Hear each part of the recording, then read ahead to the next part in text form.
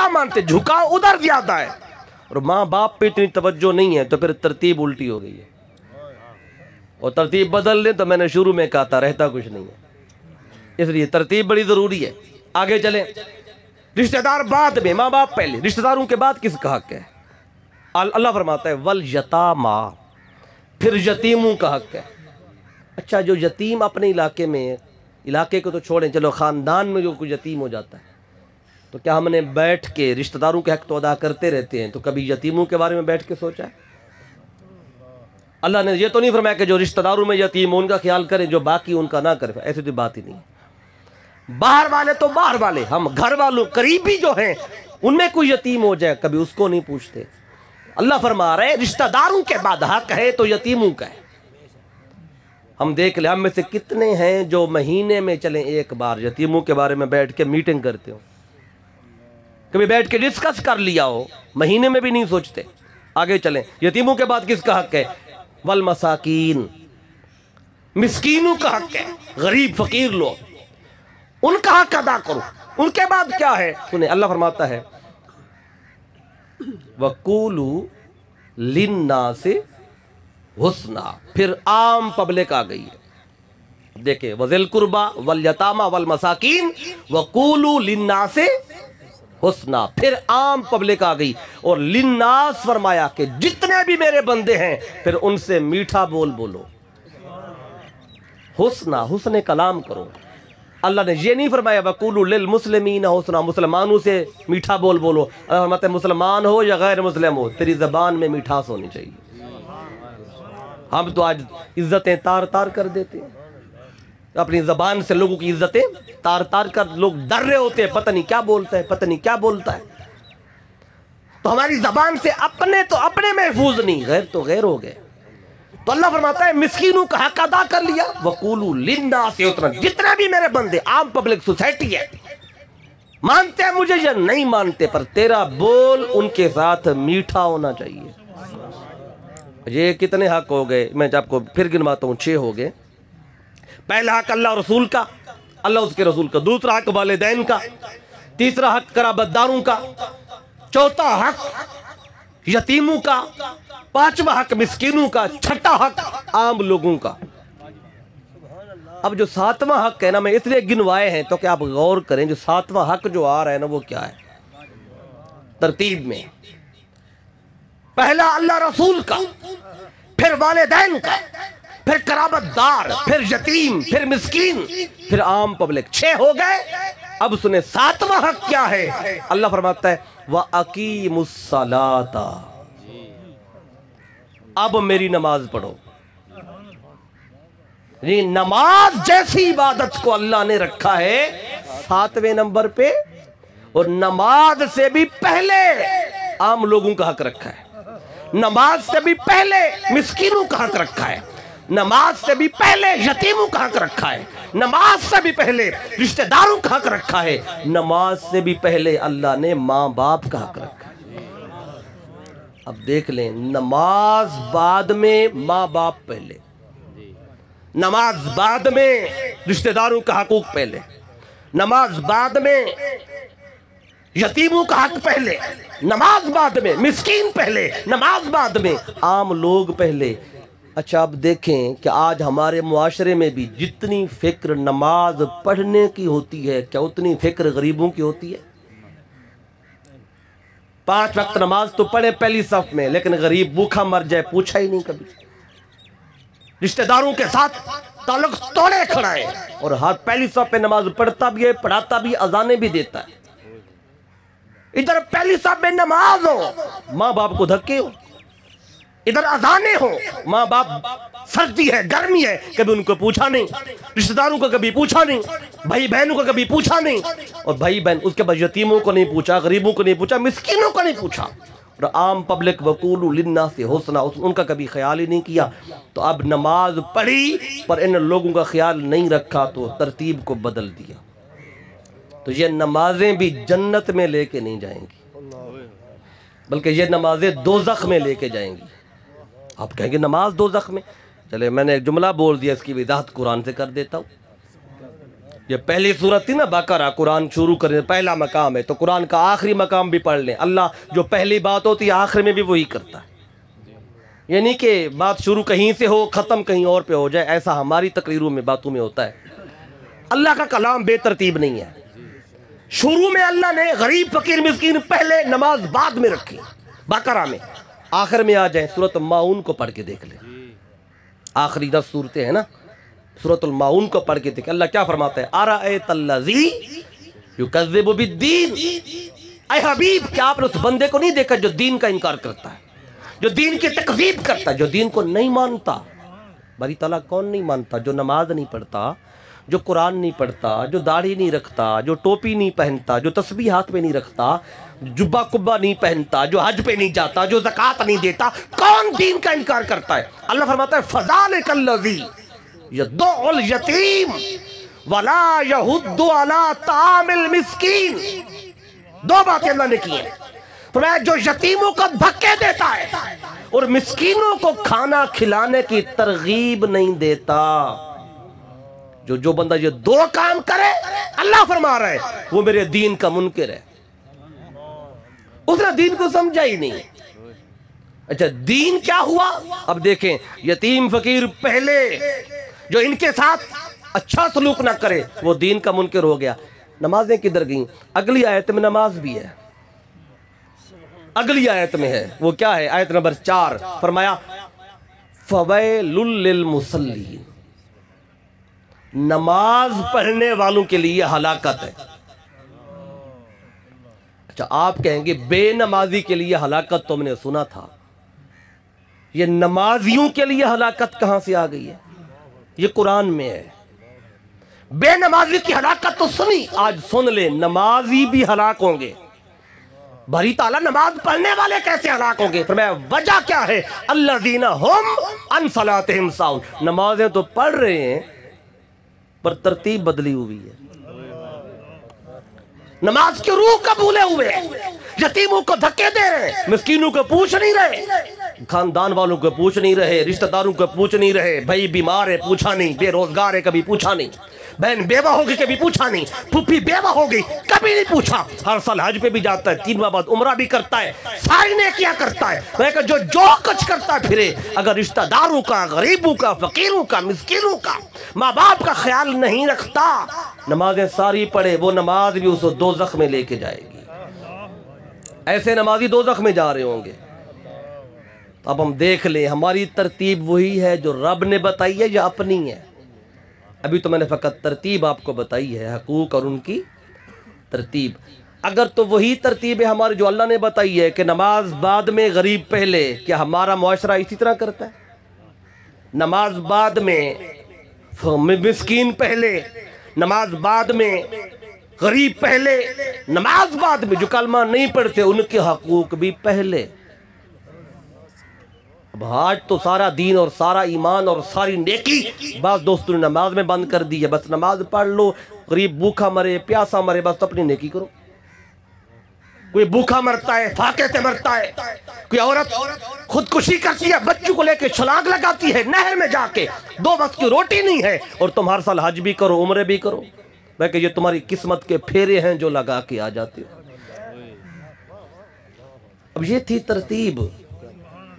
अब तरतीब समझ गए। अब चूँकि महफिल जो है इसाले सवाब की, ये वालिद का इसाले सवाब है, तो माँ और बाप दोनों की जो बात है मैं उस पर 2 बात याद करता हूँ, फिर कुछ बात बाप के हवाले से बताता हूँ।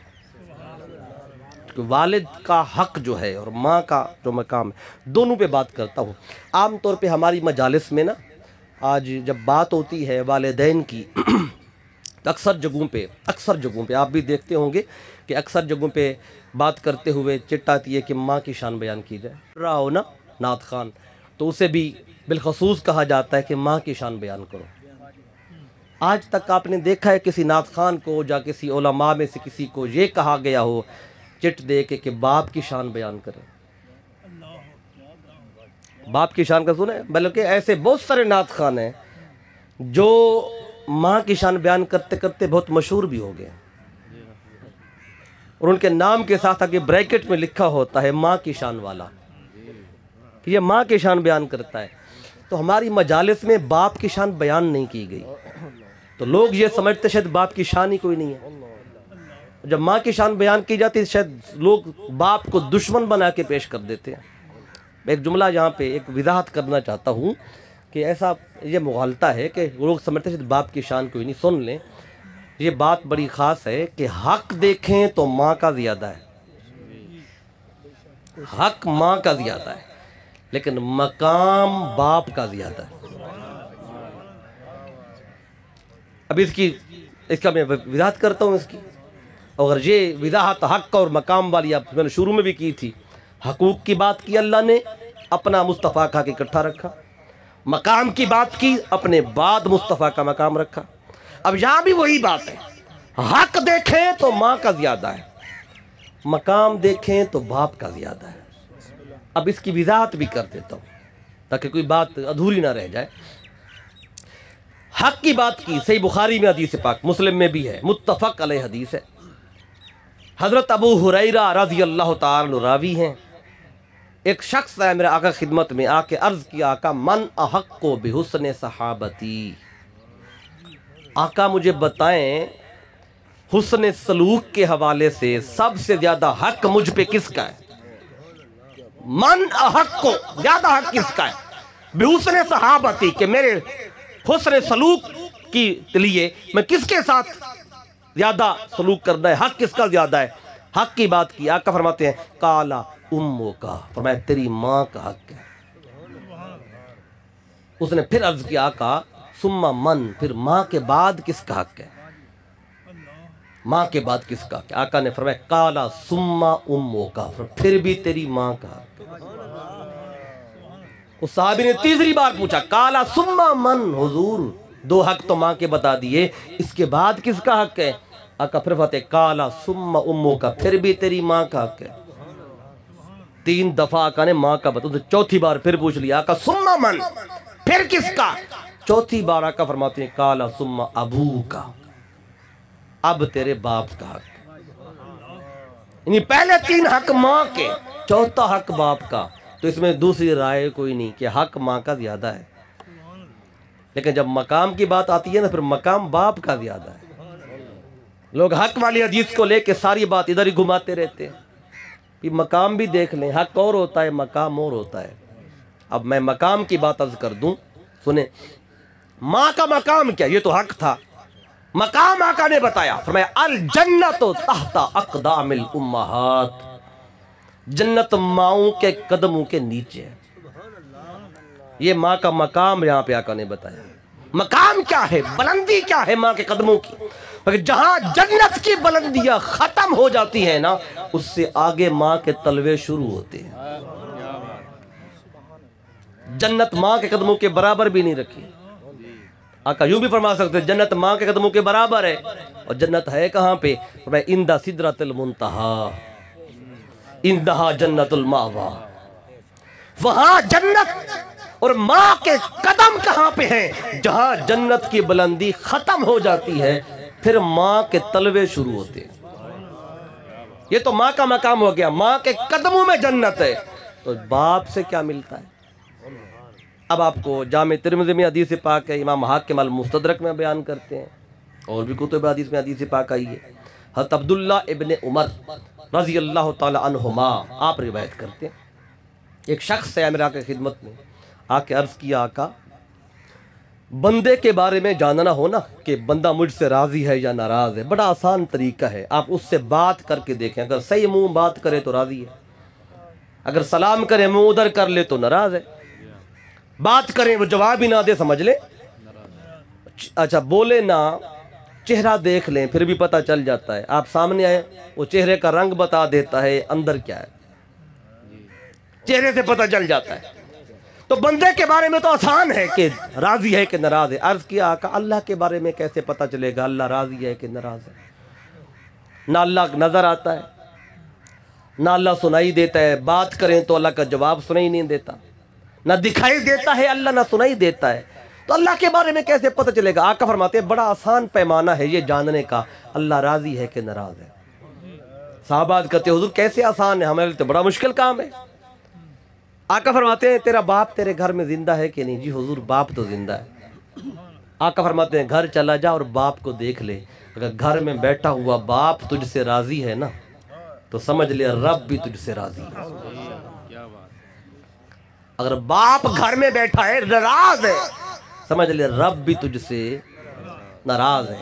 तो मेरे आका ने क्या फरमाया? रिज़ल रब्बे फी रिज़ल वालिद व सख़तुर रब्बे फी सख़तिल वालिद, कि रब की रजा बाप की रजा में है और रब की नाराजगी बाप की नाराजगी में है। अच्छा, अगर बाप चाहे नमाज पढ़ता है या नहीं पढ़ता फिर भी उसी की रजा में रब की रजा है। बाप ने चाहे दाढ़ी रखी या नहीं रखी फिर भी उसी की रजा में रब की रजा है।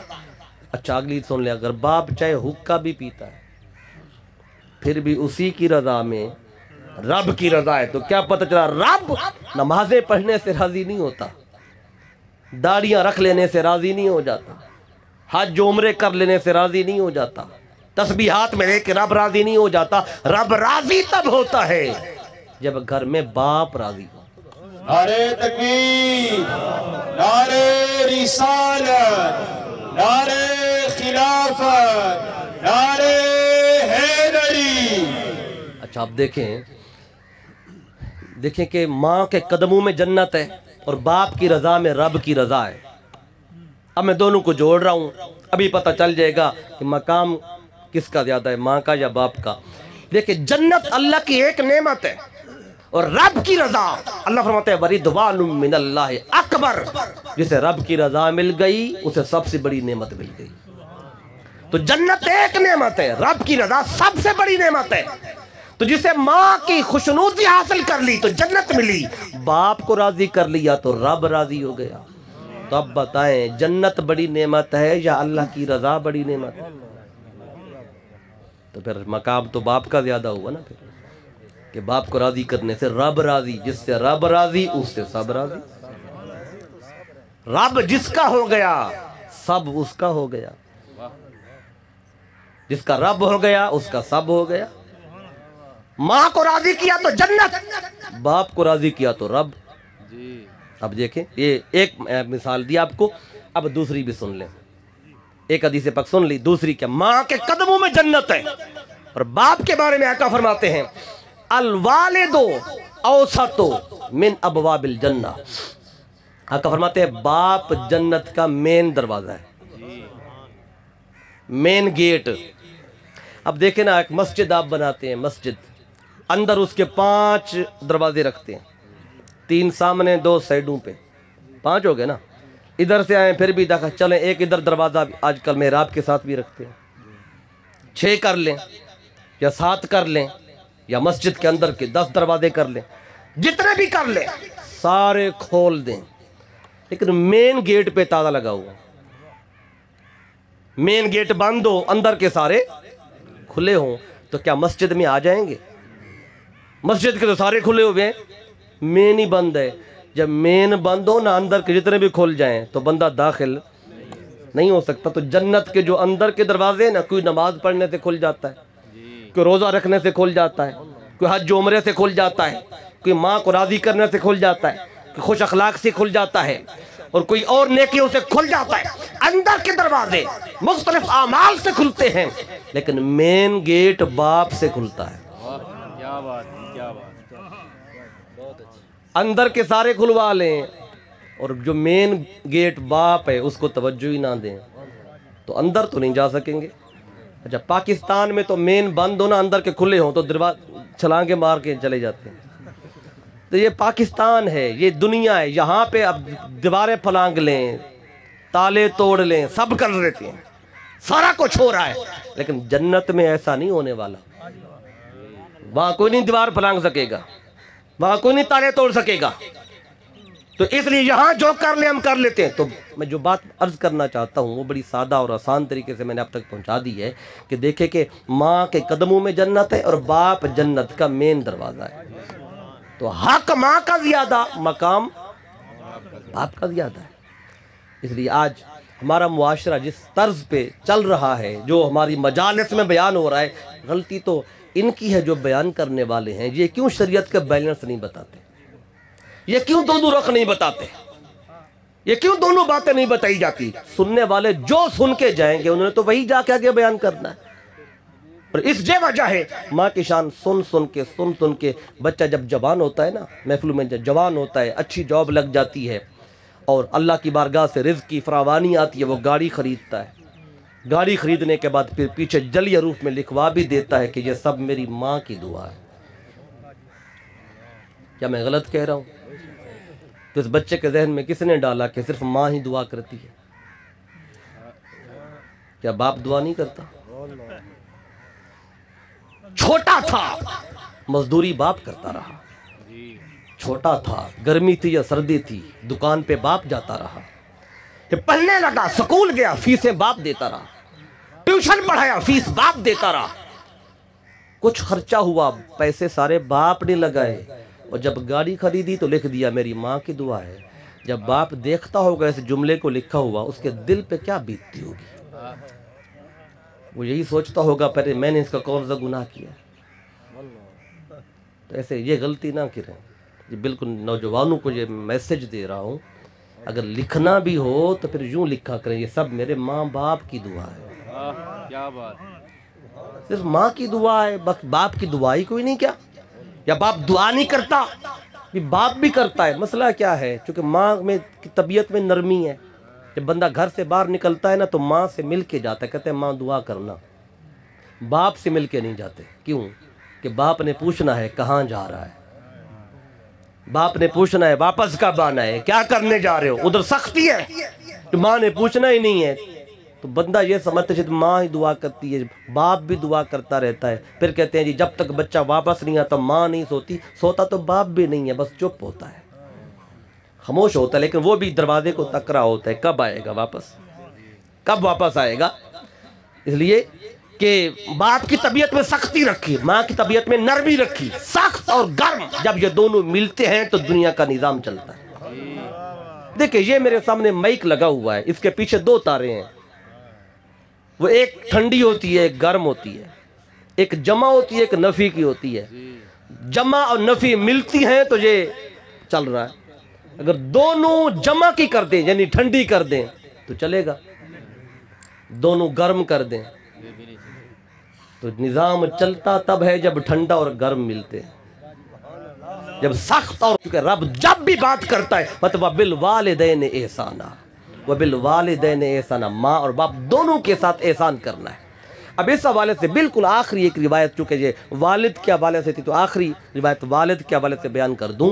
मेरे आका ने फरमाया, और सही मुस्लिम में हदीस पाक है, सही मुस्लिम में मेरे आका फरमाते हैं बाप जिंदा हो तब भी नेकी करनी है, बाप अगर फौत हो गया फिर भी नेकी करनी है ना। आप तो बाप की वफात के बाद अगर बाप को खुश करना हो और बड़ी नेकी करनी हो तो आका ने तरीका बता दिया।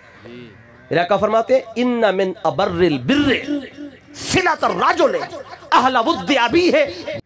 तो दो सवारियां लेके जाते, रास्ते में जा रहे थे, खादम भी साथ था, दो सवारी अक्सर इमामा सर पे रखते थे। आप रास्ते में एक शख्स मिला, आपने उसे सलाम किया, पूछा कौन हो, बाप कौन है, ये सारा बायोडाटा पूछा ना तो पता चल गया आपको कि ये मेरे बाप उमर बिन खत्ताब का दोस्त था। जब कन्फर्म हो गया ना ये दोस्त था तो आपने क्या किया, सबसे पहले तो आपने अपनी अच्छी सवारी यानी जो खच्चर था या घोड़ा आपने उसको दे दिया, फिर आपने अपना इमामा मुबारक उतार के उसको दे दिया, फिर अपने खादम के साथ ऊंट की सवारी पे चल पड़े। जब चले तो रास्ते में खादम ने पूछा हुजूर ये गरीब बंदा था, आप इसको 6 दिरहम भी देते ना, चुप करके चला, खुश हो जाता। आपने सवारी भी अच्छी दे दी, इमामा भी दे दिया। और अरब के अंदर इमामा सबसे बड़ी चीज़ थी, इज्जत का मियार था। ये भी दे दिया, सवारी भी दे दी। फरमाया हाँ। कहते क्यों दी? फरमाया कि ये मेरे बाप उमर बिन खत्ताब का दोस्त था। और आका ने फरमाया कि वालिद की दोस्तियों को निभाओ, जो वालिद के दोस्तों के साथ अच्छा रवैया रखता है अल्लाह उस बंदे के ईमान को कभी बुझने नहीं देता, उसके ईमान के चिराग को बुझने नहीं देता। जो वालिद की दोस्तियों को भूल जाए अल्लाह उसके ईमान के चिराग को भी बुझा देता है। इसलिए पैगाम था कि वालिद अगर दुनिया से चला जाए तो उसके दोस्तों के साथ एहसान किया जाए, अच्छा सलूक किया जाए। तो मैं इन्हीं बातों तक जो मैंने आप तक पहुंचाई हैं इक्तफ़ा करता हूँ। मैंने शुरू में भी कहा था कोई तकरीर नहीं है, ये एक पैगाम है जो आप उस तक पहुँचाया है। तो इस पैगाम को अपनी ज़िंदगी में लाएं, हकूक़ अदा करते हुए उसकी तरतीब को सामने रखें और माँ बाप के साथ एहसान करें। तो मैंने जो कुछ बयान किया, अगर कोई एक भी बात मेरी किसी भाई को अच्छी लगी हो, एक बात का ख्याल कर लें, इसमें मेरा कोई कमाल नहीं था। अगर कोई बात अच्छी लगी हो तो ये सारा कमाल, ये सारी अता मेरे कायद, मेरे उस्ताद, मेरे शेखुल इस्लाम डॉक्टर मोहम्मद तहरुल कादरी मद्दज़िल्लाहुल आली, ये सब आपके कदमों में बैठने की खैरात है। अगर कोई बात अच्छी लगी हो तो ये हुजूर शेखुल इस्लाम की तरफ से होगी, और अगर कोई बात अच्छी ना लगी हो तो वो नक्स मेरा होगा कि बात तो अच्छी थी, शायद मेरा बताने का अंदाज़ अच्छा ना हो। दुआ है कि अल्लाह रब्बुल इज़्ज़त में सही मानों में हकूक़ को समझ के उनकी तरतीब को सामने रखते हुए इन हकूक़ को अदा करने की तौफ़ीक़ अता फ़रमाए। और अल्लाह ताला मोहतरम मोहम्मद हनीफ़ साहब के वालिद गिरामी मोहतरम करम हुसैन मरहूम, अल्लाह उनकी कब्र को जन्नत का बाग बनाए। वमा अलैया इल्लल बलाग। अऊज़ु बिल्लाहि मिनश शैतानिर रजीम। बिस्मिल्लाहिर रहमानिर रहीम। क़ुल या अय्युहल काफ़िरून ला अअबुदु मा तअबुदून वला अंतुम आबिदून मा अअबुदु वला अना आबिदुम मा अबदतुम वला अंतुम आबिदून मा अअबुदु लकुम दीनुकुम वलिय दीन। बिस्मिल्लाहिर रहमानिर रहीम। क़ुल हुवल्लाहु अहद अल्लाहुस समद लम यलिद वलम यूलद वलम यकुल लहू कुफुवन अहद। बिस्मिल्लाहिर रहमानिर रहीम। क़ुल हुवल्लाहु अहद अल्लाहुस समद लम यलिद अहद। बिस्मिल्लाहिर रहमानिर रहीम। क़ुल हुवल्लाहु अहद अल्लाहुस समद लम यलिद वलम यूलद वलम यकुल लहू कुफुवन अहद। बिस्मिल्लाहिर रहमानिर रहीम। क़ुल अऊज़ु बिरब्बिल फलक़ मिन शर्रि मा खलक़ व मिन शर्रि गासिक़िन इज़ा वक़ब व मिन शर्रि नफ़्फ़ाथाति फ़िल उक़द व मिन शर्रि हासिदिन इज़ा हसद। बिस्मिल्लाहिर रहमानिर रहीम।